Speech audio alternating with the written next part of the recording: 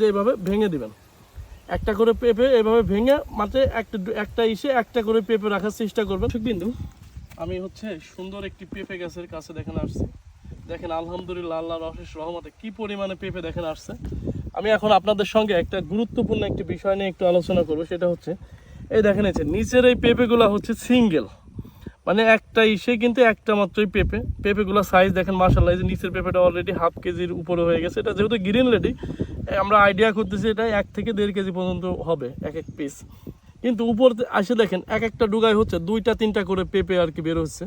এখন যে কাজটা আপনি করবেন আর কি, আপনার পেঁপেগুলো যদি সবগুলা সাইজ যদি আপনি একই রকম রাখতে চান, সেক্ষেত্রে আপনার যে কাজটা করতে হবে, এই যে এইখানে দেখেন 3টা পেঁপে আইছে। এখন 3টা পেঁপে যদি আপনি রাখতে চান তাহলে দেখা যাচ্ছে সাইজ কিন্তু আপনি এরকম পাবেন না, কারণ এটা সিঙ্গেল বলে এই কারণে এত বড় সাইজ হয়েছে। যখন আপনি এই সাইজগুলো মানে একই রকম আপনার গাছে যদি সবগুলো একই ধরনের পেঁপে রাখতে চান, সেক্ষেত্রে একটা করে পেঁপে ঠিক এই যে এইভাবে ভেঙে দিবেন, একটা করে পেঁপে এভাবে ভেঙে মাত্র একটা করে পেঁপে রাখার চেষ্টা করবেন। এখন আপনি হয়তো ভাবতে পারেন যে পেঁপে আমি কিসের জন্য ভাঙবো। ভাই আপনি দেখেন এই পেঁপেটা সাইজ দেখেন, এটা অলরেডি হাফ কেজি হয়ে গেছে, এটা ভবিষ্যতে দেখা যাইতেছে আপনার 1.5 থেকে 2 কেজি এরকম হবে আর কি একটা সাইজ। তো সেক্ষেত্রে আপনি যদি আপনার 2টা পেঁপে সমান ওজন পান, তাহলে আপনার শুধু 2-3টা পেঁপে রাখার কি প্রয়োজন।